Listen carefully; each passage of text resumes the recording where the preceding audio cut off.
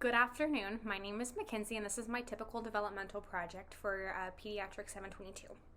I do want to give a little precursor that 3 out of the 4 clients I'm going to be talking about today are kids I'm talking about today are clients of my own.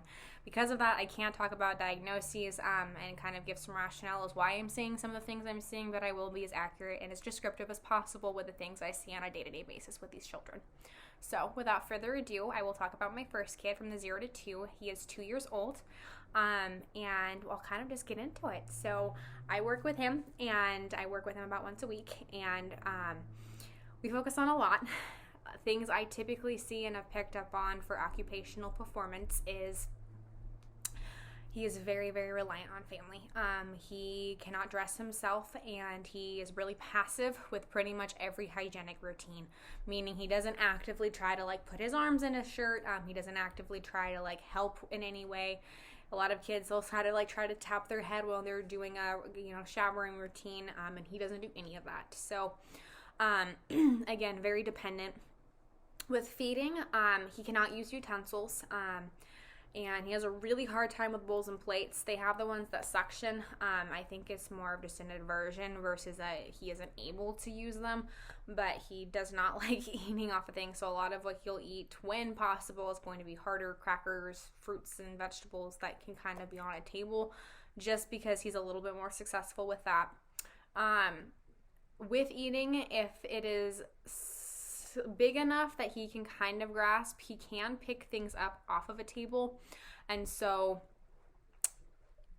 it's hard to explain. It's a palmar grasp, and so he'll kind of palm it, and then he has a really hard time with translation. So example is Cheerios. I see this often. He'll grab a bunch of Cheerios in his palm, and then he's doing this, kind of trying to just shove it all in his face because he can't translate it into his hand, or into his digits, sorry. So with eating, he struggles a lot with bringing food to his mouth.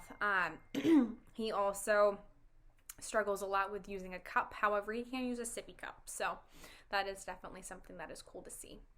With cognition, he is developmentally behind in some milestones. We don't think he knows his name. He doesn't show any precursors of him recognizing his name, such as smiling, turning, anything like that. He doesn't know how to do functional play, and so a lot of times he'll do, for example, with a truck. He has his truck and he loves it, but he'll turn it over and just spin the wheel, so it's more of a self-stem than actually using the toy functionally. Or he has this light up whale that it has a little motor, and you're supposed to put balls in, a ball will roll down, go into the whale, and then it shoots out. Loves the whale. It makes lots of cool noises, but he doesn't understand how to put the balls in to have it then shoot out. Sometimes he'll try to put coins in, but again, can't use toys functionally. He also doesn't understand patterns or really any common objects. So what I mean by that is usually 2 years old, you can say, what is this? And they'll be able to kind of partially say, that's a dog, that's a cat, or show it to me. They'll show some kind of reception of identification, and he cannot do that. So, for motor, he lacks fine motor skills. He cannot stack blocks. He kind of just shoves them together. But he has a really hard time using a quadruped they're big blocks, sorry, so they're really big, but he has a really hard time using a quadruped grip to put blocks on top of each other. He also kind of more gross motor, can't go downstairs, even with a help. He's just very, very clumsy. His balance is not good. He stutters a lot and kind of shuffles, and so that's something we see. And he has a really hard time on uneven surfaces. And most of his house is wood, but Mom says in the couple of rooms that have carpet, he has a really hard time going from that wood to the carpet. It throws him off, and sometimes he actually does fall. So that's definitely something we have to be aware of. And then for motor as well, I notice a lot. He tiptoe walks a lot, and we didn't really talk about that in this class. But from what I've heard, it can be a couple of things: seeking that pressure, but then also a tight Achilles. And so I'm not exactly sure of the function, but he does do a lot of tiptoe walking as well. Again, kind of already touched on this, but like grasp and everything. Fine motor does not have a lot. He can't hold pencils. Anything as a palmer, even if it's in the air, he can't like in the air pick out and do like a pincer grasp. He has to like, he palms it. And so it's funny. All of our cards get bent, you know, we can't really work on that because that's not my scope of practice. So we just, you know, kind of go with it. But that is definitely something he really struggles with. Sensory, he has lots of sensory needs. He has a high threshold for proprioception and a high threshold for tactile input just all over his body. Mom is constantly saying he always is rolling all over the house. He's always going on the furniture and sprawling out, you know, and that's common. He also, with tactile, he also just bumps into everything. And he'll slam himself. They have like little love seat chairs, and he'll like slam himself into that and just kind of sprawl out on it. And so needs lots of input for that.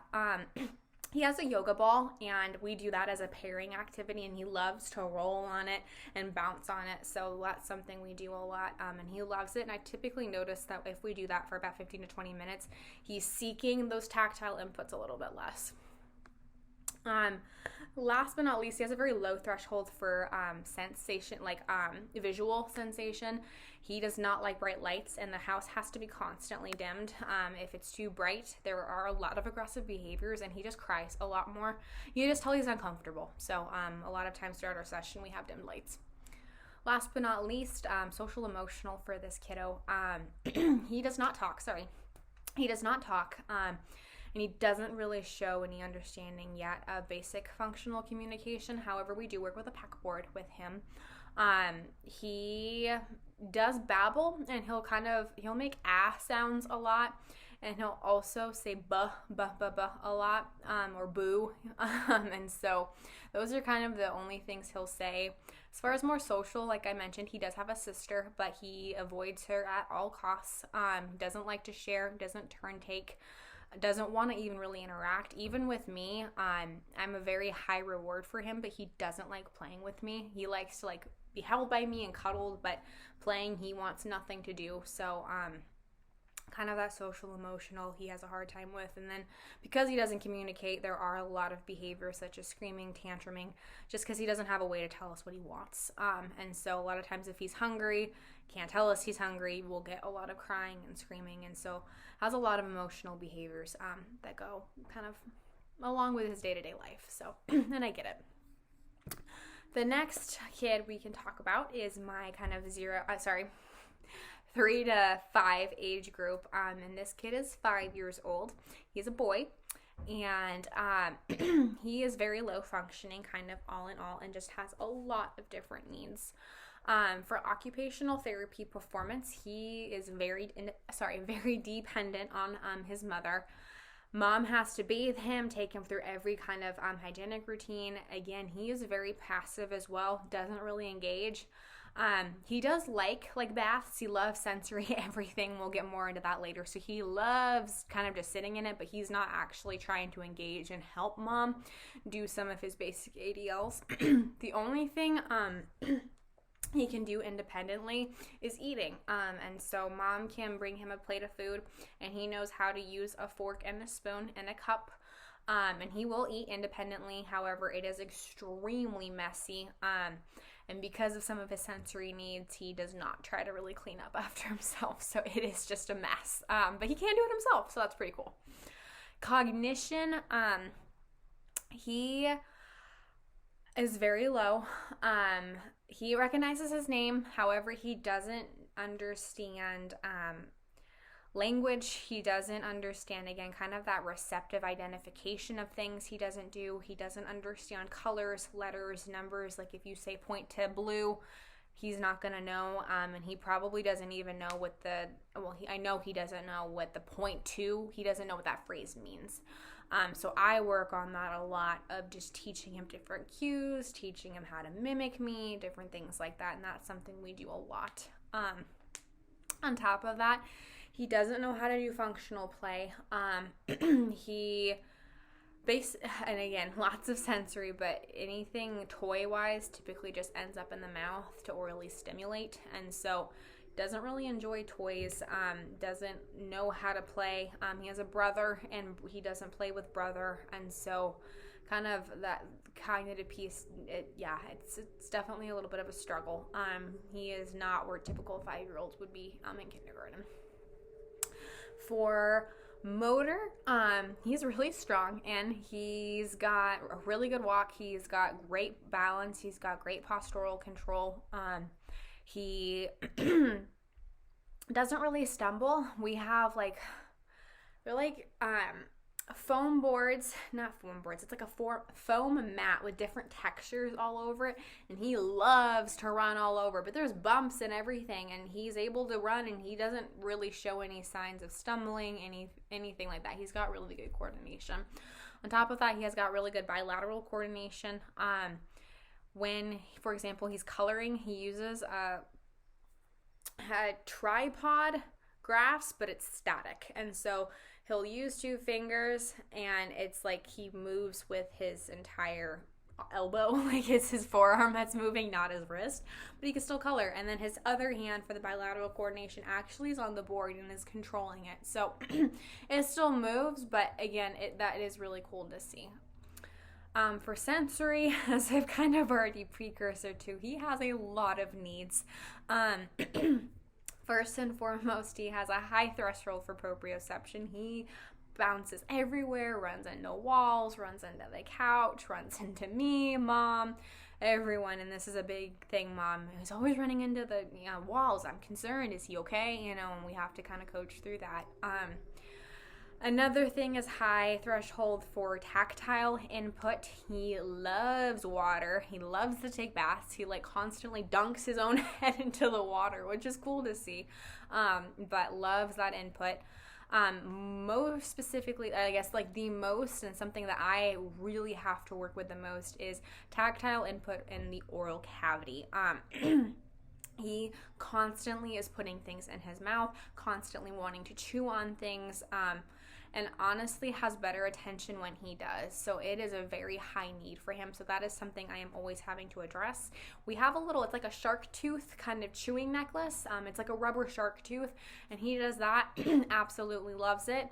But every once in if we're playing with toys, even if he's got it on his necklace, he is still putting everything in his mouth. And I think it's more so just to kind of feel all the different sensations.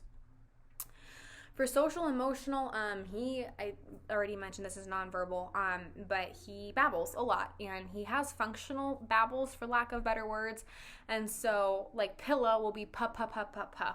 Or when we're saying hi and I'm tickling him, and I'll say hi, hi, he'll go he, he, he, and he doesn't make that sound for anything else, but he's trying to say hi. So I call it functional babbling. There's probably more of a specific word for it. But he does, he does understand a little bit of language in that sense. However, everything else, in language-wise, he doesn't really get. We're starting to do ASL with him, and he's starting to generalize more. He understands how to do it with me, but not with any other caretaker in the home. And so we're really having to generalize that skill to everybody else in the home right now. As far as play and just playing with other people, playing with mom, seeking out mom, really seeks out mom attention, but it's more for just cuddles and hugs. Does not play with brother, does not know how to play toys with brother, and at school, typically he isolates himself from what the paraeducator on his case, or his teacher on this case says. So really lacks kind of social skills and kind of seeking. He doesn't really seek social skills as well. So, yeah. My third kid is 6 years old, and she is a hoot and a half. She's a lot higher functioning than the other kids I've mentioned, and overall just more independent. And so getting into it, her occupational performance, she is able to she's a min assist for washing and bathing. She knows how to wash her body, knows how to get the water going and everything like that. Sometimes the water spout gets really stuck, so her mom needs to help with that. And then she also has really thick, beautiful hair, but because of that, washing her hair is a really, really hard thing. And so mom has to kind of stand over her and make sure that all parts of the hair have been washed. So with hygiene, she definitely knows the routine. Brushing her teeth, she's independent in. She likes to paint her nails, so that's an independent thing. Cutting nails, she needs mom's help, so she's dependent for that. Eating, she can get her own snacks, so she has like a little snack drawer, bananas, oranges, crackers, stuff like that, and she knows how to seek that out, get it for herself, open the bags up. She can open all of that. But like advanced meals, she's 6, and so mom still cooks, so she's dependent for real meals from mom, but snacks and stuff she can do on her own. As far as actual eating, she's able to feed herself. She's a clean eater. She, if she gets messy, she knows to wipe herself up. She'll go wash her hands. Like if she's eating like oranges, for example, and she gets juice all over her, as soon as she finishes, even if she's not done with her meal, she's going to get up and go wash her hands, and she can do that routine by herself. She can go to the bathroom by herself, and is toilet trained. And so, yeah, honestly, pretty independent. And so dressing, she can dress herself. So yeah, she even picks out her own clothes and gets to choose, so that's fun. Cognition. She overall she's very smart, and she understands like letters, she can do colors, she can tact items, she understands receptive identification, she knows like community helpers, so she is very cognitively aware. And honestly, she's even starting to get more complex thinking and complex relations. And so what I mean by that is she's understanding like bigger, smaller, or negation, so like which one doesn't belong. And so she understands patterns and kind of more of those higher level processes of thinking. And so that's really cool. I love getting to work with her with stuff like that. It's super fun. She kind of a downside, she's working on imaginative play, but she doesn't quite have it.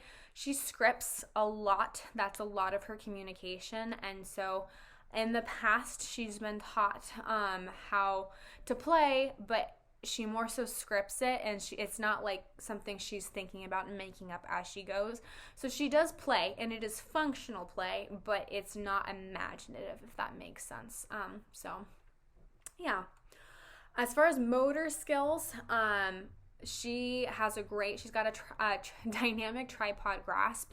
She knows and has a really good fine motor skill. She can use scissors on her own now, just like kid scissors. She can cut online. She can trace. She's starting to get precursor for handwriting, and so that's really exciting to see. She can manipulate like video games, like the little remote consoles and everything like that. So she's got a lot going on for fine motor. Bilateral coordination, she does really well in. Anytime she's writing at the table, she's got her other hand on. She can reach, she can cross midline really well, like playing different games. And so yeah, I mean, all of that is really good.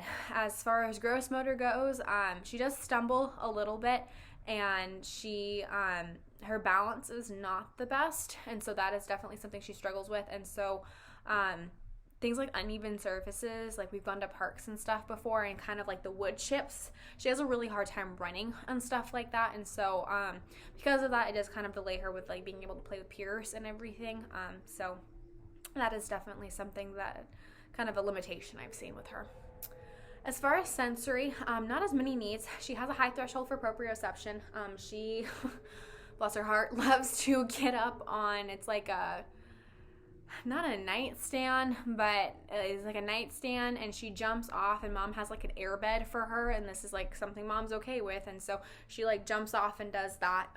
Scares the crap out of me, but she loves it, but she's constantly wanting to do that. She also has a higher threshold for vestibular input. She loves to swing, loves to rock, and I noticed that when she is stressed about something, so like any kind of stressor, she will start to rock for some of that vestibular input. Last but not least, kind of the thing I've noticed with her is she has a low threshold for auditory sensation. She will scream at the top of her lungs, and that's just fine.